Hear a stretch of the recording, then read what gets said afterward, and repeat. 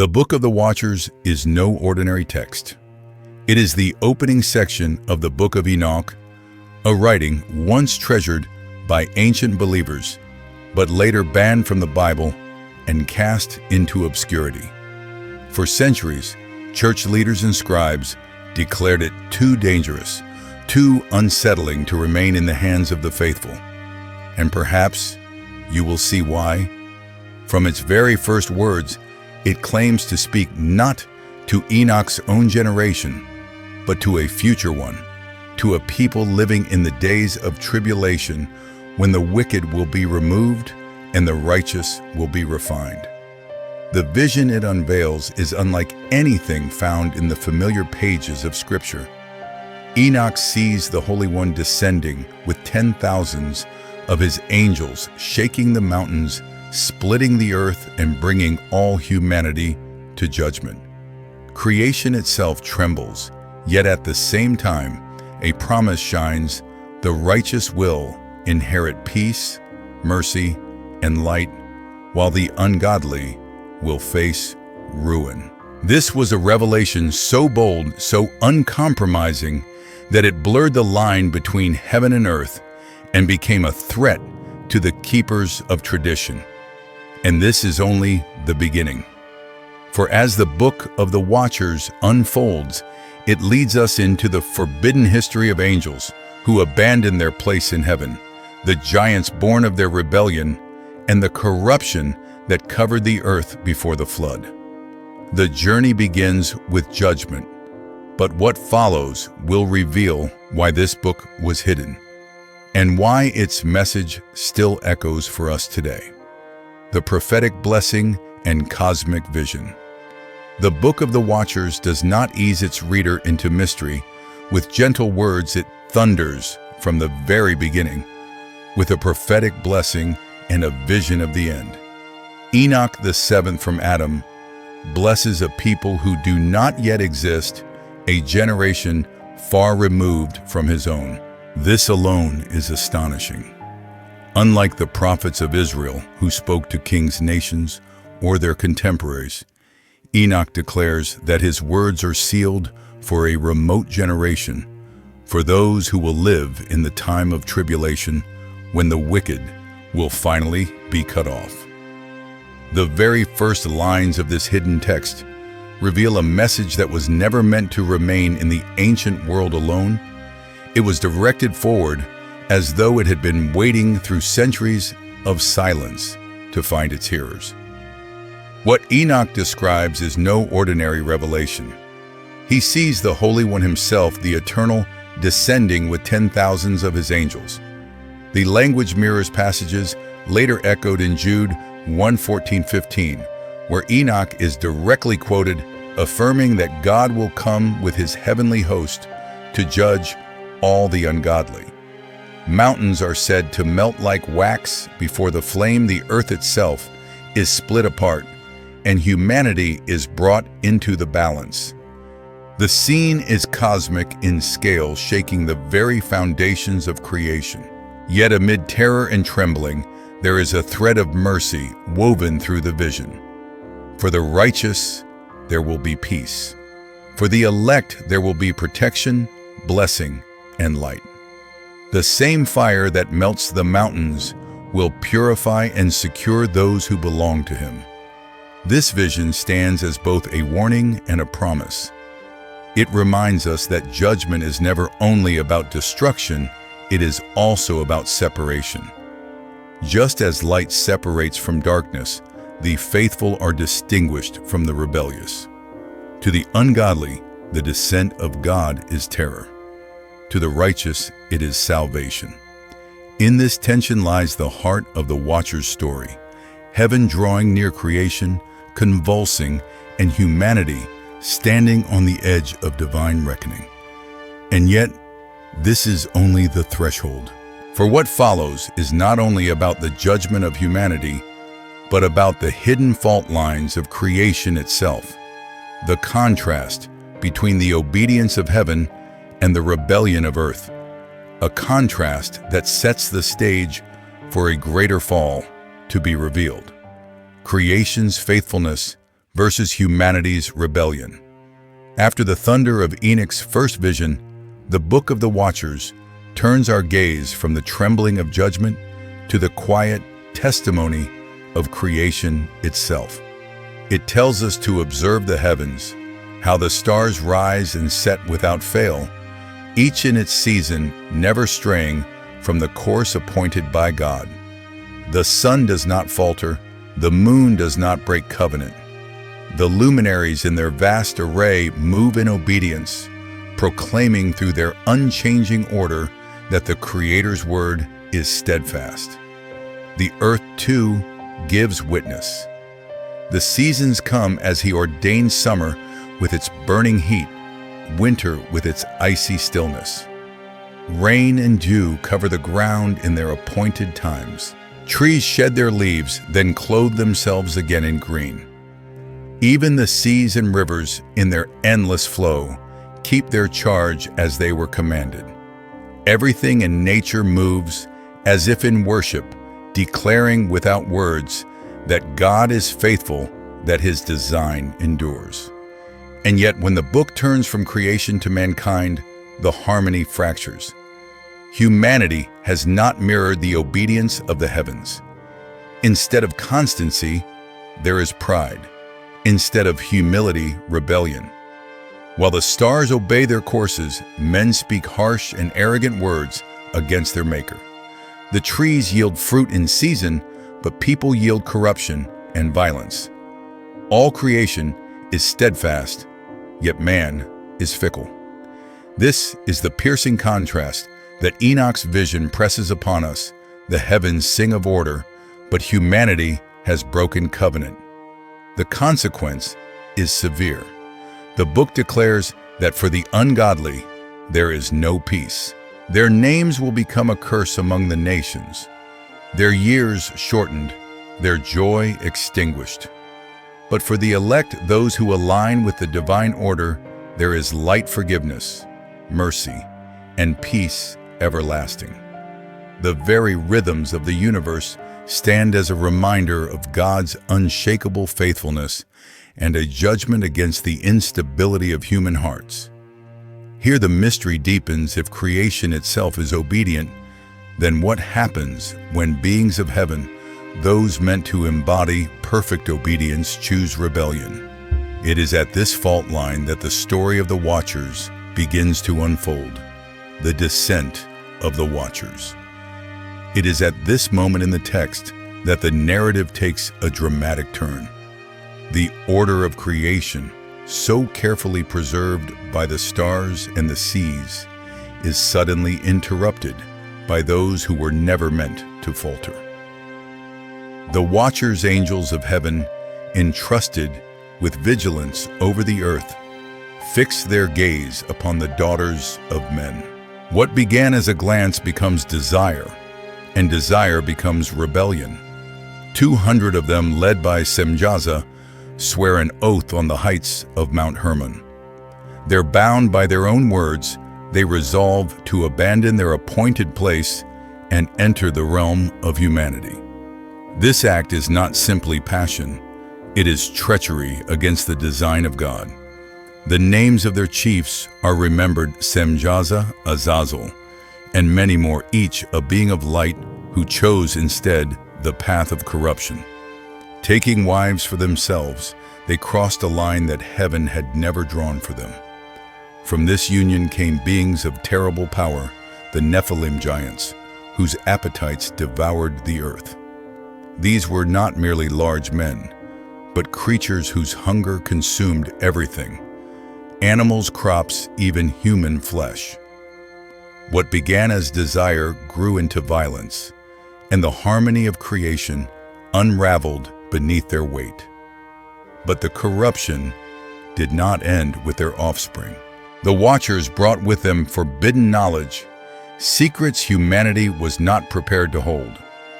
Azazel taught the forging of weapons, turning hands meant for cultivation into instruments of death.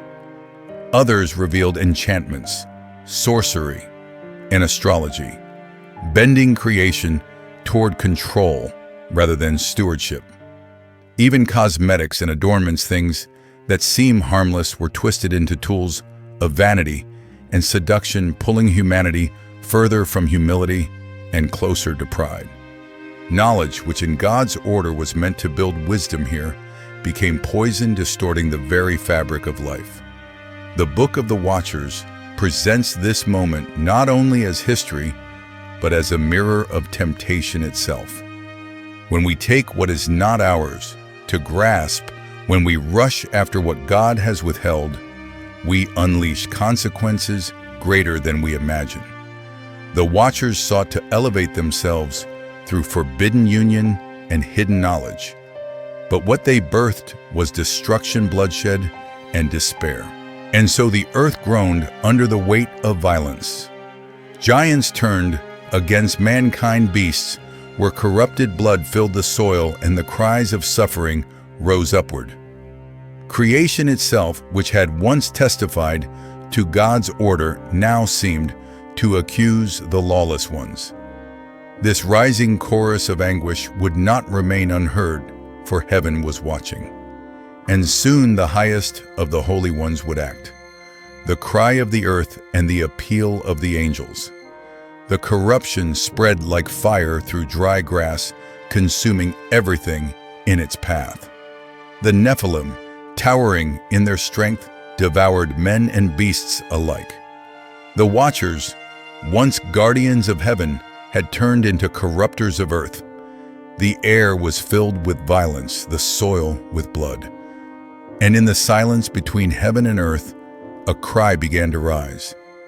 It was not just the cry of men, though countless voices groaned under oppression. It was the cry of the earth itself, as though creation could no longer bear the weight of lawlessness pressing down upon it. The Book of the Watchers tells us that this cry reached the very gates of heaven, where it was heard by the great archangels, Michael the defender, Uriel the light of God, Raphael the healer, and Gabriel the mighty messenger. These four, whose names resound with power and purpose, looked down and saw the devastation. They beheld the blood poured out without cause, the secrets of heaven twisted into instruments of corruption, the order of creation collapsing into chaos. And they could no longer remain silent. They lifted their voices to the Most High, addressing him as the Lord of Lords and King of Kings, enthroned in glory beyond all ages. Their prayer was not casual, not distant, but urgent. They declared before him that Azazel had revealed forbidden secrets, that Semjaza had led his companions into rebellion, and that their children, the giants, had filled the world with blood. They pointed to the cries of the dead souls, whose lamentations rose endlessly before the throne. Among them was Abel, whose blood still called out from the ground, against Cain, now joined by the countless slain under the violence of the Nephilim. This moment is one of profound mystery. Angels who dwell in the presence of God intercede not for themselves, but for humanity, pleading for justice to be done. They embody what creation itself was crying out, that the lawless could not be allowed to continue, that righteousness demanded an answer. And heaven did answer. The silence broke, and the voice of the Holy One was stirred. It is here that the tide of the story begins to turn. The Watchers had descended, the Nephilim had risen, but now the decree of God would descend with greater weight than any rebellion could withstand. God's judgment on the Watchers. The prayer of the archangels did not fall into silence. The Book of the Watchers tells us that the voice of the Most High thundered in reply, and his decrees set in motion a chain of judgment that would reshape the earth itself. Each command was delivered with precision, as if heaven's justice were unfolding step by step to undo the chaos unleashed by the rebellion. First, Uriel was sent to a man whose name already carried weight in the sacred story, Noah the son of Lamech.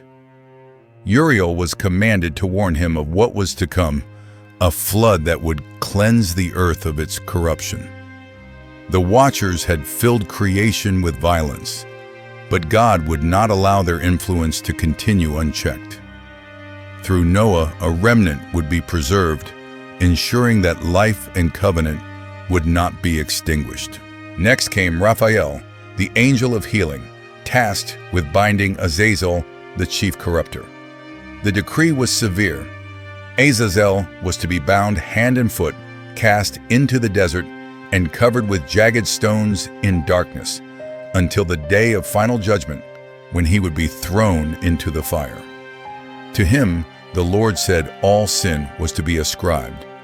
It is as if the full weight of corruption was traced back to his hand, a reminder that rebellion, however secret, leaves a trail that heaven records. Then Gabriel was commanded to turn against the children of the Watchers, the giants whose violence devoured mankind. They were to be set against one another in battle, destroying themselves by their own strength. Their bloodshed, which had once terrified humanity, would now be turned upon their own heads. No request on their behalf would be granted. Their lives, long and terrible, were to be cut short, their legacy reduced to ruin. Finally, the decree came for Michael, the great prince of God's people. He was commanded to bind Semjaza, the leader of the Watchers, along with all his companions who had defiled themselves with the daughters of men. They were to be cast into the valleys of the earth, bound for 70 generations, until the day of the great judgment, when they would be led into the abyss of fire and locked in eternal torment. Their fall, once a secret act on Mount Hermon, was now sealed in chains beneath the earth. But judgment was not the end. Alongside wrath came a promise. The earth would be cleansed of corruption, oppression would be rooted out, and the plant of righteousness would spring forth. Fields would yield abundantly. Vineyards would overflow, trees would blossom in peace. Nations would worship the Creator again, and the world would be filled not with terror, but with blessing. This dual movement of justice and restoration reveals the very heart of divine judgment. It is never only about destruction, but about renewal. God's decrees broke the power of the Watchers, but they also opened the way for creation to heal. The story, however, does not end with the Watchers bound and the Nephilim destroyed. For one man, Enoch was chosen to stand in a role unlike any other, called to speak to heaven on behalf of those who had fallen and to write as the Scribe of eternity. Enoch the Intercessor and the heavenly Scribe. When the chains of judgment fell upon the Watchers, their pride collapsed into desperation. These angels, once radiant in glory, now trembled in fear, realizing the weight of what they had unleashed. In their terror, they turned to the very man who had walked with God and found favor in his sight, Enoch. They called him Scribe of righteousness and begged him to intercede on their behalf. It is a striking reversal. Beings who once towered above men, now pleading with one of Adam's descendants to carry their petition before the throne they had forsaken. Enoch, moved by their request, wrote down their plea. He recorded their words of confession, their desire for forgiveness, their longing for peace. With humility, he carried their petition to the waters of Dan, and there he prayed and read their words before the Lord. But as he slept, visions came to him, and in those visions, the answer of heaven was made clear. The Watchers' petition would not be granted. There would be no pardon, no reprieve, no peace. Their sin was not ignorance, but defiance. Their corruption not accidental, but deliberate. The judgment against them was final. What follows is one of the most haunting revelations of the Book of the Watchers. God declares to Enoch that the offspring of the fallen angels, the Nephilim, though slain in the flood of violence, would not disappear entirely.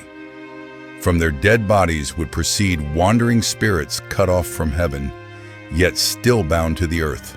These disembodied beings, born of both angel and man, would become the evil spirits, the demons that plague humanity with torment and unrest until the final judgment.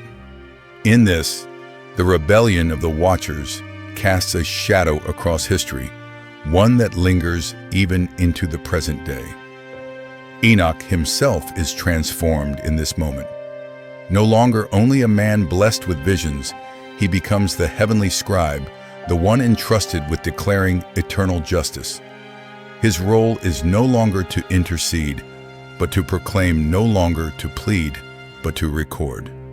He is lifted into the realm of visions and mysteries, where he sees the prisons of angels, the chambers of the dead, and the throne of the eternal King. Through him, the story of the Watchers is preserved not as a plea for mercy, but as a testimony of divine justice.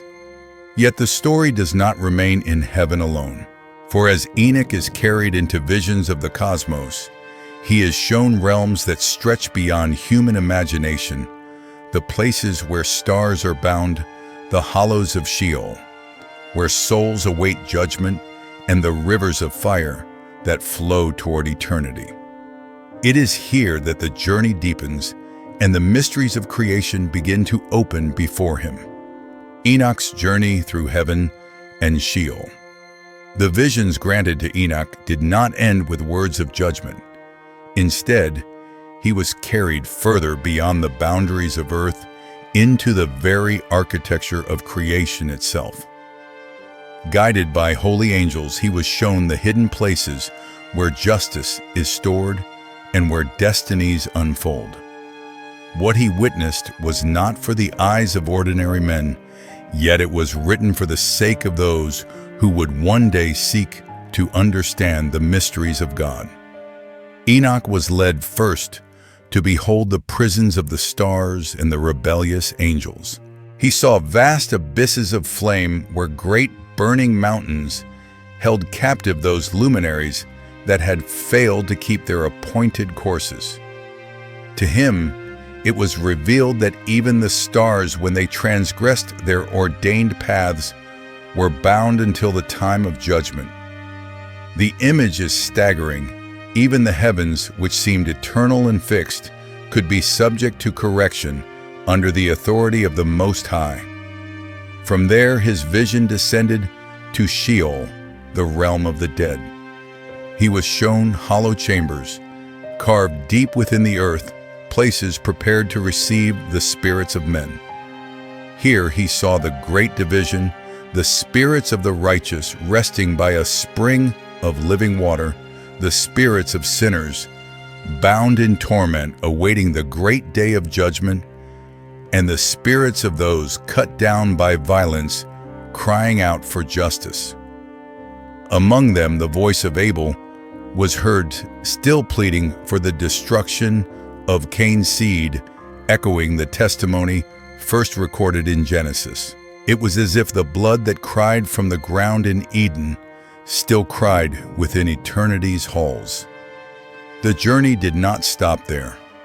Enoch was carried to see rivers of fire flowing like water into the great abyss winds that upheld the heavens and the very foundations of the earth. He beheld mountains of precious stone abysses without firmament or sea, and regions so desolate they seemed unfit for life. Every sight carried meaning, the fire symbolizing judgment, the winds bearing witness to God's sustaining power, the abysses reminding him of the vastness of creation beyond human comprehension. This portion of Enoch's vision is both terrifying and consoling. It is terrifying because it reveals the reality of judgment, stars, angels, and men alike bound to justice they cannot escape. Yet it is consoling because it shows the care of God, who provides rest for the righteous and holds every cry for justice within his eternal hearing. Nothing, not even a drop of innocent blood, is lost to him. But even these visions were not the climax. For beyond Sheol, beyond the rivers of fire and the prisons of stars, Enoch was led to behold the center of glory itself, the throne of God, and the tree of eternal life prepared for the righteous. The throne of God and the tree of life. Enoch's journey reached its most breathtaking vision when he was borne upward into the very courts of heaven. What he beheld could scarcely be described in human words. He saw walls built of crystal surrounded by tongues of living fire, and within them a great house that gleamed with unimaginable brilliance. Its ceiling shimmered with the light of stars, and its floor blazed like fire. Yet within its radiance was a purity that shook him to his core. He fell on his face in trembling, for no mortal flesh could endure such glory unaided. Then his vision carried him still deeper into a second house, even greater than the first. Here he saw a lofty throne, radiant as crystal with wheels like the shining sun. Rivers of flaming fire poured forth from beneath it, while cherubim of burning brilliance encircled its glory. And upon that throne sat the great glory, clothed in raiment whiter than snow and brighter than the sun. Around him stood 10,000 times 10,000 who served him, yet he needed no counsel, for his wisdom was infinite and his reign eternal. In that moment, Enoch knew he was beholding the Lord of Lords, the eternal King, whose presence no angel or man could endure without trembling. But in the midst of this awe, another vision was revealed, a tree unlike any other. It was fragrant beyond measure, its leaves never withering, its fruit shining with beauty. This was the tree of life planted in the garden of the Lord, hidden until the time of judgment. Enoch was told that no mortal may touch it until the day when the Great One descends to establish his kingdom. Then its fruit will be given to the righteous as eternal food, and its fragrance will enter their very bones. Those who partake will live long in peace, untouched by sorrow, calamity, or death. Beside it, Enoch was shown yet another tree, the tree of wisdom.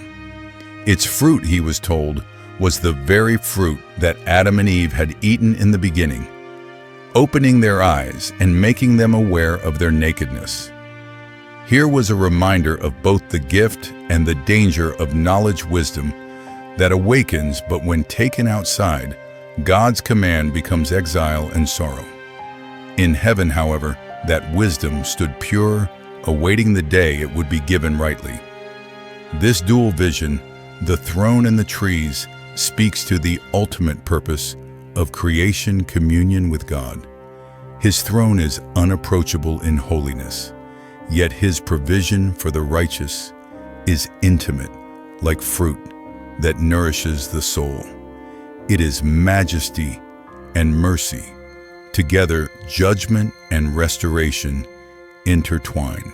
Yet even as Enoch beheld these wonders, his journey was not complete.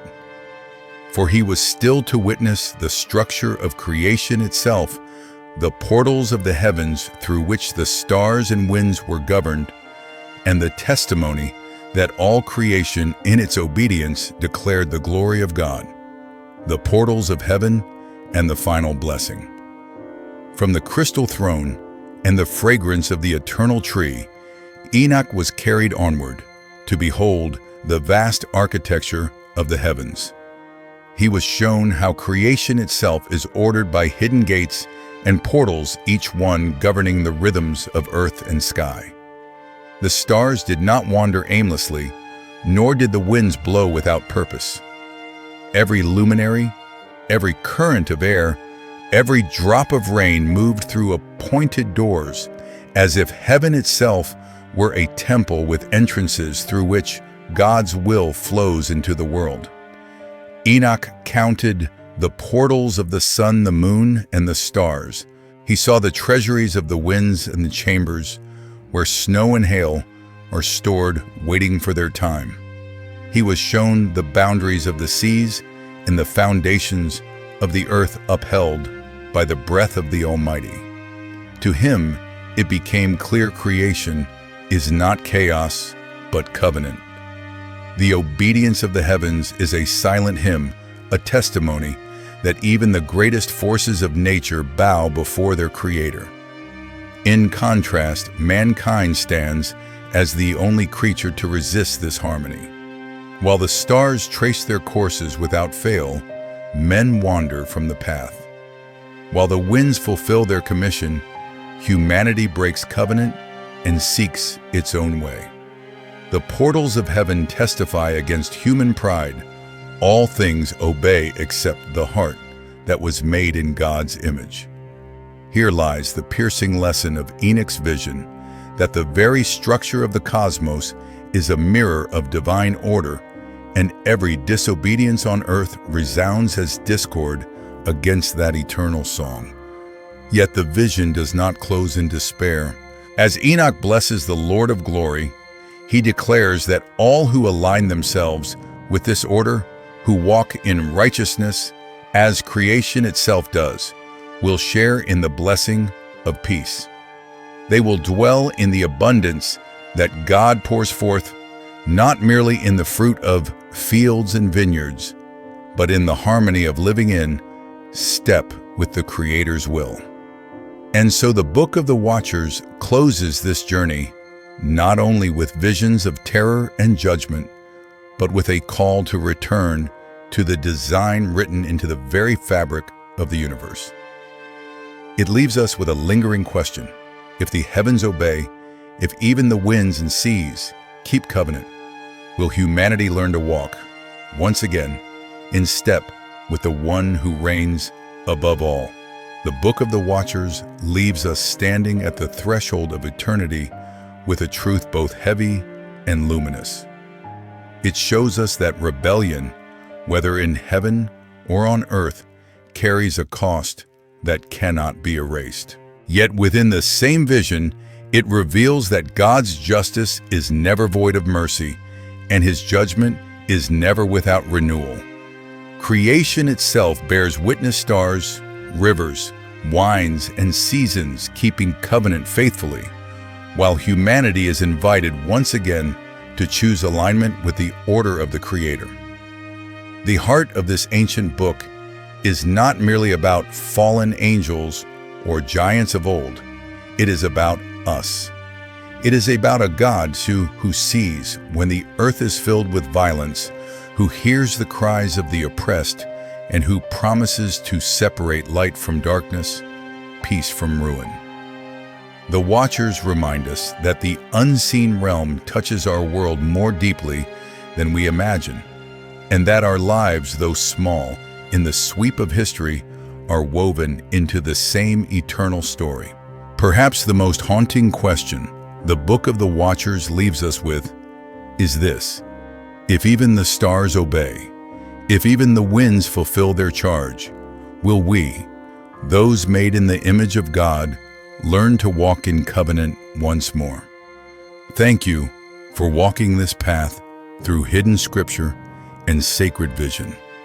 If these mysteries have stirred something in you, share them with others who seek light in a world of shadows, and remain with us for more revelations yet to come. May peace, wisdom, and the blessing of the eternal King rest upon you until we meet again.